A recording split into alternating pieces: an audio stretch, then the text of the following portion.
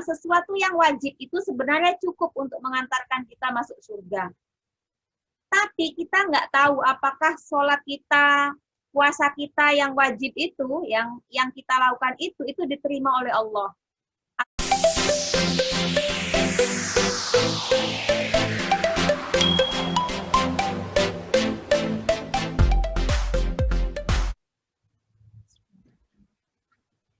Assalamualaikum warahmatullahi wabarakatuh. Waalaikumsalam warahmatullahi wabarakatuh. Bismillahirrahmanirrahim. Alhamdulillahirabbil alamin. Nahmaduhu wa nasta'inuhu wa nastaghfiruh. Wa na'udzu billahi min syururi anfusina wa min sayyiati a'malina. May yahdihillahu fala mudilla lahu wa may yudlil fala hadiya lahu. Asyhadu an la ilaha illallah wa asyhadu anna Muhammadan 'abduhu wa rasuluh. Allahumma shalli ala Muhammad wa ala alihi wa man tabi'ahum bi ihsan ila yaumil qiyamah. Segala puji bagi Allah yang memberikan kita hidayah, nikmat iman Islam sehingga kita masih bisa melanjutkan kajian kita pada siang hari ini dalam keadaan sehat walafiat dan masih dalam keadaan muslim. Yang kedua, salawat dan salam tidak lupa kita haturkan kepada Rasulullah. Semoga kita nanti mendapatkan syafaatnya atas izin Allah di hari kiamat. Amin Allahumma amin. Kita lanjutkan kajian kita hadis arba'in Imam Nawawi. Sekarang kita sudah sampai pada hadis yang ke-22. Jadi sudah setengah lebih ya.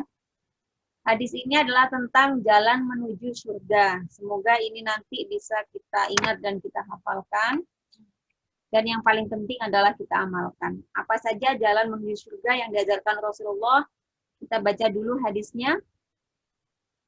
An Abi Abdullah Jabir bin Abdullah Al-Ansari. Dari Abu Abdullah Jabir bin Abdullah Al-Ansari. Radhiyallahu an, semoga Allah meridhoinya. Anna rajulan, sesungguhnya ada seorang laki-laki sa'ala yang bertanya an-nabiyya kepada Nabi sallallahu alaihi wasallam. Faqala, maka Rasulullah kata Nabi bersabda, faqala, maka laki-laki itu berkata, aro'aita, bagaimana pendapatmu? Idza shallaitu, jika aku sholat al-maktubata, yang wajib-wajib saja. Wasumtu, dan aku berpuasa Ramadhana, puasa Ramadan.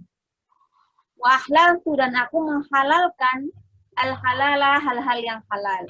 Wa haramtu, dan aku mengharamkan al-harama, hal-hal yang haram. Walam azid, dan aku tidak menambah. Jadi dari sholat, puasa, kemudian yang halal dan yang haram, kemudian aku tidak menambah ala dzalika syai'an, dari hal itu sesuatu pun. Adkhulul jannah, apakah aku akan masuk surga? Qala, Rasulullah bersabda, na'am, ya. Jadi kamu akan masuk surga, kata Rasulullah. Rawahu Muslim. Nah, hadis ini ada beberapa hal. Jadi yang pertama adalah tentang sholat, yang kedua tentang puasa, kemudian tentang halal haram. Nanti kita akan bahas lebih detail lagi. Jadi jalan menuju surga dalam hadis ini ada tiga. Ada tiga yang disebutkan di sini. Yang pertama adalah sholat fardu, ya. Kemudian yang kedua adalah puasa Ramadan. Yang ketiga adalah menghalalkan yang halal dan mengharamkan yang haram. Nah, ketika ada seseorang bertanya kepada Rasulullah, kalau aku melakukan tiga hal ini, gitu, apakah aku masuk surga? Kalau aku tidak menambah hal-hal yang lain, Rasulullah mengatakan iya.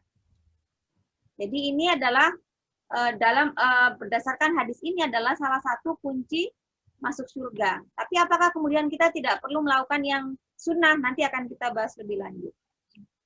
Kita bahas ini dulu. Yang pertama adalah sholat fardu. Sebagaimana kita ketahui sholat fardu itu ada 5 ya dalam sehari, yaitu subuh, zuhur, asar, maghrib, isya. Nah, dari mana kita tahu kalau sholat fardu itu ada 5? Ya, masih ingat ya dalam pertemuan yang sebelumnya saya pernah sampaikan bahwa yang dimaksud ibadah itu adalah sesuatu yang dicintai, ya, yang disukai dan diridhoi oleh Allah. Dari mana kita tahu sesuatu itu diridhoi dan dicintai oleh Allah? Ya. Dari mana kita tahu sholat fardu itu adalah bentuk ibadah yang disukai dan dicintai oleh Allah, ya? Ya tentu dari Allah gitu. Kalau kita mau tahu seseorang itu sukanya apa, tentu kan kita harusnya bertanya kepada orang tersebut. Kalau kita tidak bisa bertemu langsung, berarti mungkin adalah Kita bertanya kepada orang yang bertemu dengan dia, atau utusan dia, atau seseorang yang dekat dengan dia. Nah, dalam hal ini kita taunya ya kalau tidak dari Allah, melalui firman Allah, ya, berarti ya dari Rasulullah, seseorang yang diberitahu oleh Allah.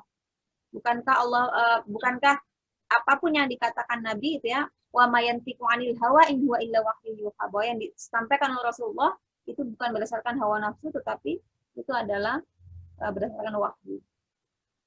Nah, ini ada 5, dari mana kita tahu ya? Tentu dari Al-Quran dan As-Sunnah.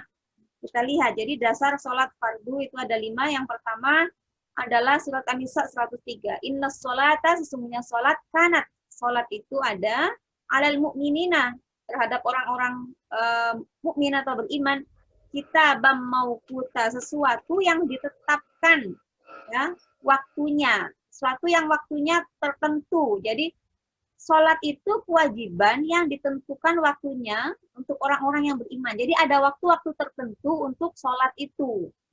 Nah, kemudian ini dijelaskan di hadis.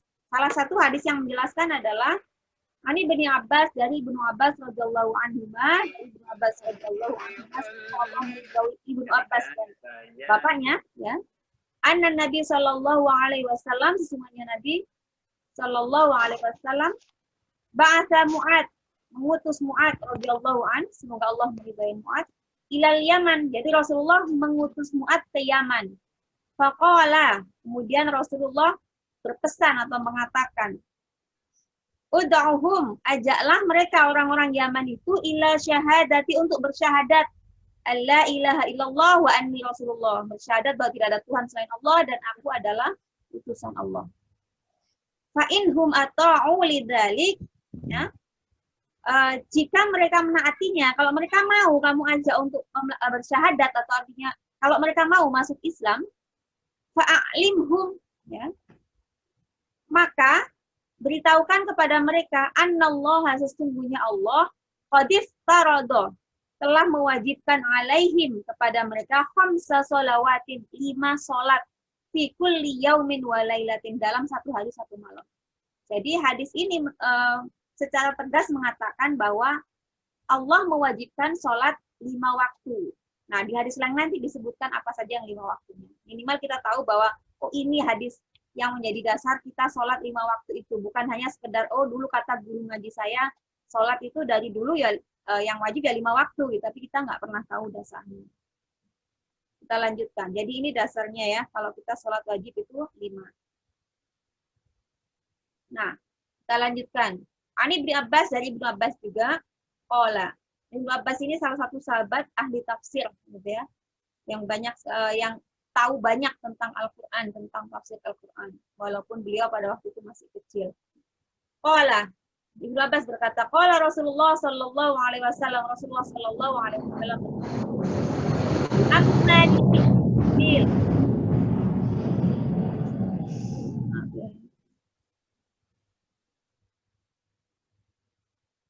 Ani bin Abbas, dari Ibnu Abbas qala, berkata, qala Rasulullah sallallahu alaihi wasallam, Rasulullah sallallahu alaihi wasallam bersabda, Ammani Jibril alaihissalam, saya telah dijadikan imam oleh Jibril alaihissalam, indal bait marrataini, di Baitullah 2 kali. Jadi 2 kali Rasulullah menjadi imamnya Jibril.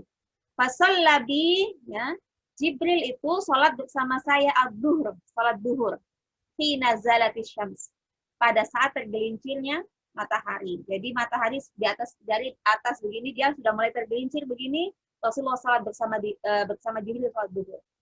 Wa kanat qadras syiraki.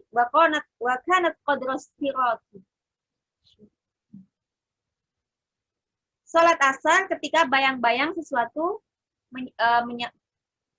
wa kanat qadras syiraki wa shalla al-asr.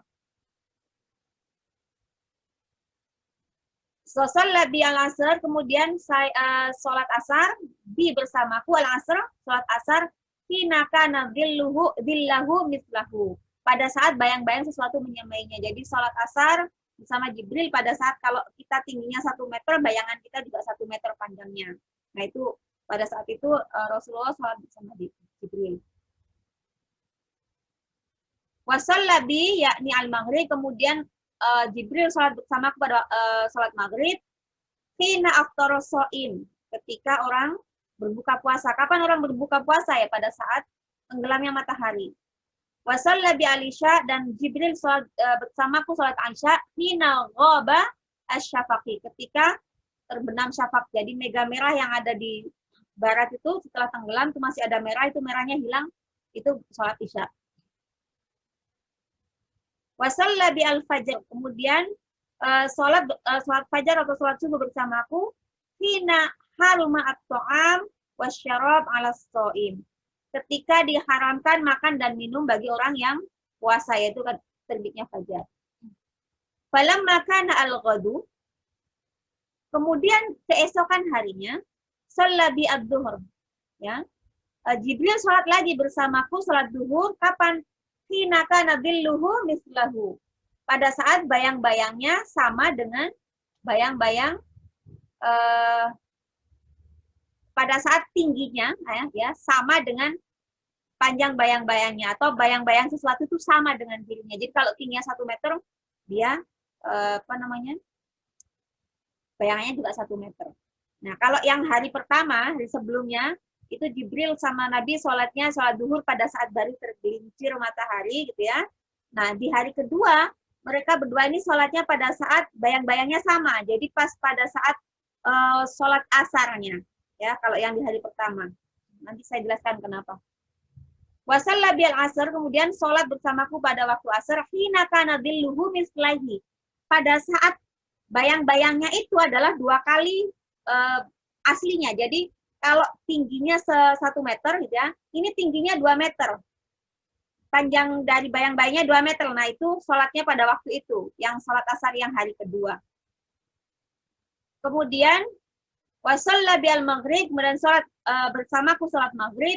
Hina aftara shaim, pada sholat maghrib ketika orang puasa berbuka. Jadi ini yang maghribnya waktunya sama dengan yang hari pertama.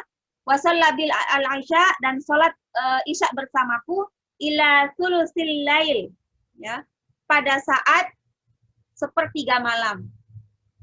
Jadi sepertiga malam yang sholat isya yang hari kedua. Wa shalla bi al-fajr, dan kemudian sholat bersamaku sholat fajar. Fa'as'ara tsumma tafata ilayya,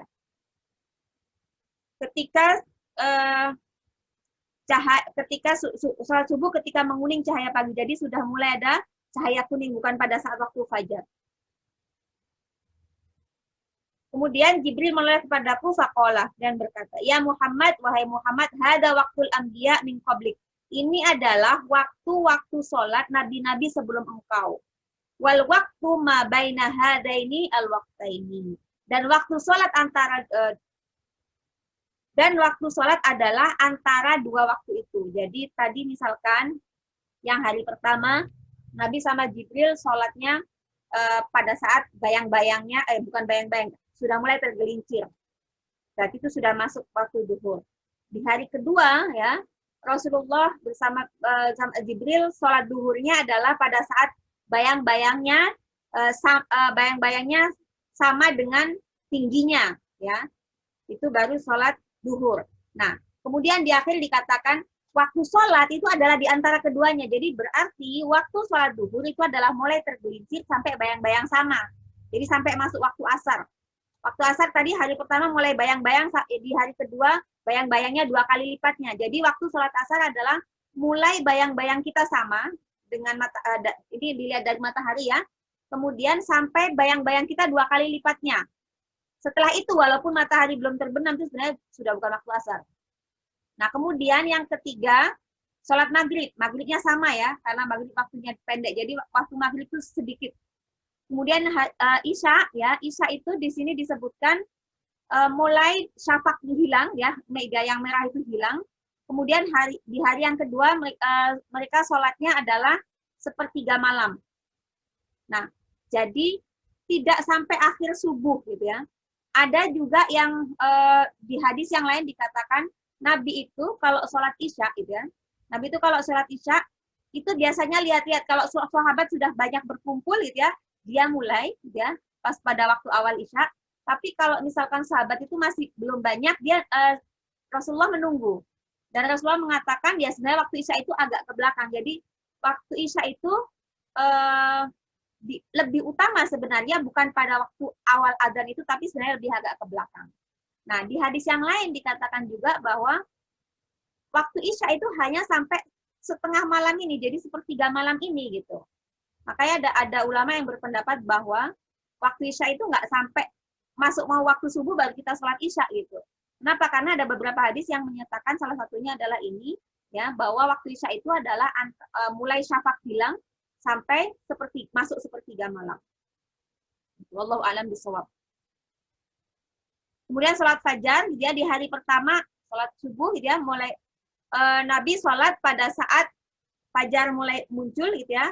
Kemudian di hari yang kedua itu mulai cahaya pagi kuning itu mulai kelihatan. Jadi itu adalah waktu subuh. Jadi mulai fajar sampai cahaya kuning itu mulai kelihatan, artinya matahari sudah terbit gitu ya. Nah, ini adalah dasar waktu-waktu sholat itu. Kita lanjutkan.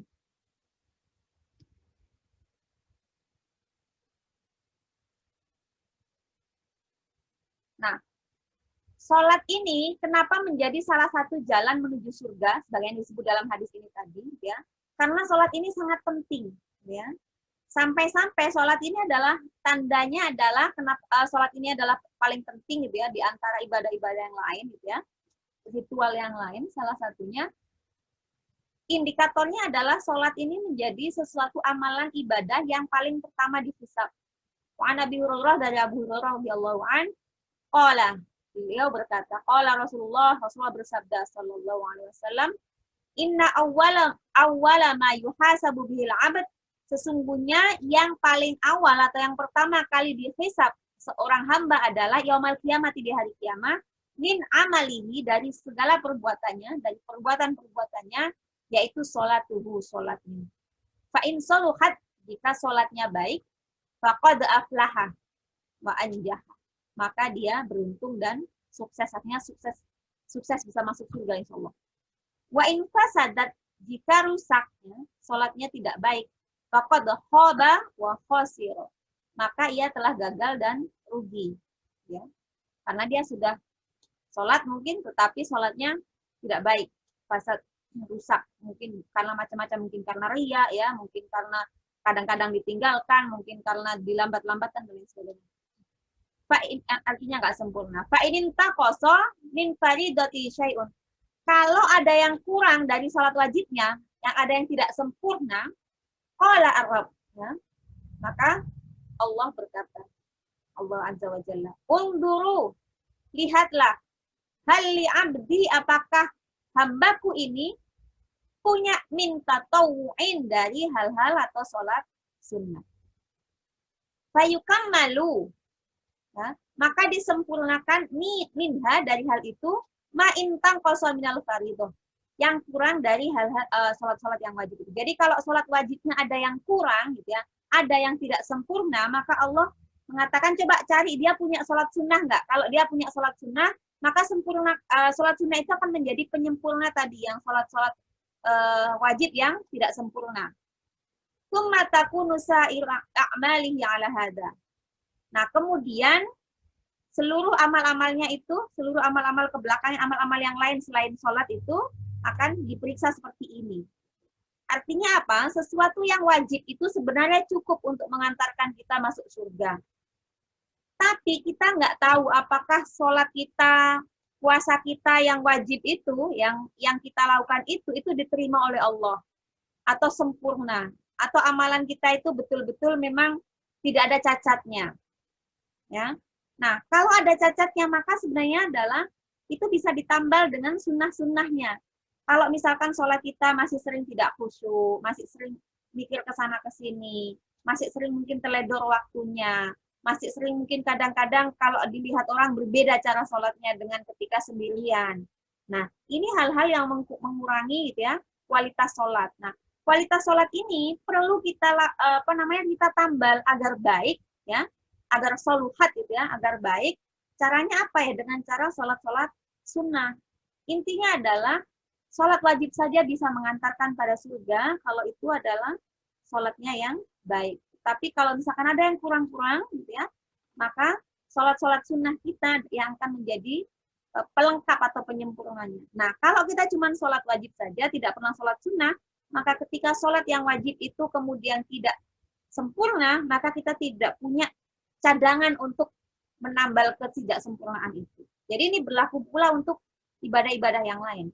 Jadi ketika tadi dikatakan saya sholat, puasa, menghalalkan yang halal, mengharamkan yang haram, apakah itu membuat saya masuk surga? Iya. Tetapi ingat bahwa banyak sekali godaan-godaan termasuk godaan riya dan lain sebagainya, ya itu menjadi penting gitu ya, sehingga kita menjadi termotivasi untuk melakukan yang sunnah-sunnah agar kita yang wajibnya itu ketika tidak sempurna bisa disempurnakan ditambal dengan yang sunnah-sunnah. Kita lanjutkan. Jadi yang kedua adalah puasa Ramadan. Jadi puasa wajib. Jadi tadi yang dilakukan oleh laki-laki ini adalah puasa sholat wajib dan yang kedua puasa wajib atau puasa Ramadan. Nah, ini dasarnya adalah ya ayyuhalladzina amanu kutiba alaikumusiyam kama kutiba alal ladzina min qablikum la'allakum tattaqun. Mungkin ini sudah sering didengar ya. Wahai orang-orang yang beriman diwajibkan atas kamu berpuasa sebagaimana diwajibkan atas orang-orang sebelum kamu. Untuk apa la'allakum tattaqun? Agar kamu menjadi orang yang bertakwa. Siapa orang yang bertakwa? Berkali-kali ya, orang yang bertakwa adalah yang melakukan perintahnya, jauhi larangannya. Salah satu tanda ketika puasa kita diterima adalah kebaikan-kebaikan yang lain kita lakukan. Puasa-puasa yang lain kita lakukan. Nah, dalam hadis dikatakan, man shoma Ramadan, barang siapa berpuasa Ramadan, imanan wa ihtisaban. Ya, atas dasar keimanan dan ikhlas, karena Allah, ghufira lahu ma taqaddama min dzambi. Ya, diampuni segala dosa yang dia lakukan yang telah lalu. Nah, kalau dia diampuni, artinya apa? Ya, berarti dia masuk surga. Ya. Makanya kenapa kemudian puasa Ramadan ini cukup untuk membuat kita masuk surga sebagaimana dijelaskan Rasulullah dalam hadis yang ada di nomor 22 ini. Kita lanjutkan. Puasa itu apa? Puasa itu sebenarnya menahan diri dari berbagai hal yang membatalkan dari terbit fajar hingga terbenam matahari lillahi ta'ala. Karena menahan diri dari yang membatalkan itu tidak semuanya kemudian disebut puasa kalau bukan lillahi ta'ala gitu ya, karena ada orang juga yang tidak puasa, tidak makan, tidak minum gitu ya, tapi mungkin karena diet, karena sakit, karena mau operasi dan lain sebagainya. Nah, selanjutnya adalah menghalalkan yang halal dan mengharamkan yang haram. Halal itu artinya adalah sesuatu yang dibenarkan. Makanya kita kalau lihat sering dengar halalan thayyiban. Kalau thayyiban itu adalah sesuatu yang baik secara kualitas zatnya. Gitu ya, jadi bendanya. Jadi misalkan buah itu baik buat badan gitu ya, berarti itu thayyiban. Nah, kalau yang halalan itu yang dibenarkan. Jadi dibenarkan cara mendapatkannya, cara melakukannya atau cara mendapatkan cara makannya. Misalkan makan pisangnya dari mana? Oh, pisangnya saya beli pakai apa? Pakai uangnya dari mana gitu ya. Oh, uangnya saya dapat dari misalkan dikasih sama siapa gitu ya. Nah, itu berarti caranya halal, dibenarkan caranya. Kalau thayyib itu lebih kepada zatnya itu baik untuk secara kepada kitanya. Jadi halal itu adalah sesuatu yang dibenarkan. Nah, sesuatu yang dibenarkan itu harus kita yakini kalau ini dibenarkan secara syariat gitu ya. Melakukan ini dibenarkan kita secara syariat, ya itu berarti harus kita yakini. Apa-apa yang dibenarkan secara syariat oleh Allah begitu ya, itu harus kita yakini kebenarannya atau kehalalannya, kebolehannya gitu ya. Nah, mengerjakannya juga dengan meyakini bahwa ini adalah sesuatu yang halal ya. Halal dalam artian bukan zatnya gitu ya. Bukan barangnya gitu ya. Karena ada kayak misalkan kayak babi gitu ya. Itu zatnya udah tidak halal gitu, walaupun caranya mendapatkannya halal misalkan dengan cara membeli dengan uang dari hasil kerja. Nah, kita melakukan ini membenarkan atau jadi gini, jangan sampai kita tidak membenarkan sesuatu yang sebenarnya benar karena kita tidak mampu melakukannya. Jadi ya mari yang dikatakan oleh Allah halal, yang dikatakan oleh Allah benar, yaitu kita benarkan. Ya. Kemudian haram adalah sesuatu yang dilarang. Jadi harus kita yakini kalau memang itu dilarang, ya kita yakini walaupun misalkan ini kita masih belum bisa terlepas darinya, contoh riba ya, bank misalkan. Ya jangan kemudian kita menutup mata tentang keharamannya, gitu ya, tidak mengakui keharamannya hanya karena kita tidak mampu lepas dari sistem itu. Sebagaimana misalkan korupsi atau apa ya. Kalaupun misalkan kita berada di mungkin institusi yang di situ terjadi korupsi, bukan berarti kemudian kita kemudian berpendapat bahwa itu boleh gitu. Tetapi itu dilarang walaupun kita masih belum mampu untuk keluar dari situ, tetapi kita berusaha untuk menjauhi dan tidak melakukannya. Seberapa banyak ya semampu kita. Ya. Kalau perlu ya sampai 100%. Semoga kita bisa menjauhinya. Ini. Nah, kalau kita melakukan 3 tadi, itu adalah salah satu 3 dari kunci pintu kunci surga ya, untuk masuk surga. Nah, saya ingin sedikit membahas tentang surga. Surga itu apa ya? Surga itu kalau dalam bahasa Arab al-jannah ya, disebut dengan al-jannah, banyak disebutkan dengan kata al-jannah. Nah, itu asal katanya atau kata dasarnya dari jim dan nun. Nah, ini artinya adalah sesuatu yang tertutup, yaitu yang tidak dapat dijangkau oleh panca indera manusia. Nah, al-jannah ya. Nah, itu kalau secara bahasa tadi asal katanya itu jim dan nun ya. Makanya jin itu sesuatu yang nggak bisa kita lihat gitu ya. Nggak bisa kita ini dengan panca indera sama itu. Jadi ini asal katanya jim dan nun itu adalah sesuatu yang tertutup yang nggak bisa terlihat, nggak bisa kita rasa. Tapi kalau secara bahasa gitu ya, secara arti bahasa itu adalah artinya hadikotun bustan ya, atau bustanun. Itu artinya kebun. Tapi kalau disebut jannah, begitu itu adalah kebun yang memiliki pohon-pohon dan kurma. Artinya bukan semua kebun disebut jannah. Tidak semua, boleh semua kebun disebut hadiqah atau bustan, tapi jannah itu satu kebun yang punya pohon-pohon tertentu. Nah, dari sini bisa diartikan bahwa yang dimaksud surga itu adalah sebuah kebun atau taman atau tempat gitu ya, yang istimewa ya. Atau punya karakteristik khusus yang tidak seperti kebun taman yang lainnya dan tidak dapat dijangkau oleh indera manusia.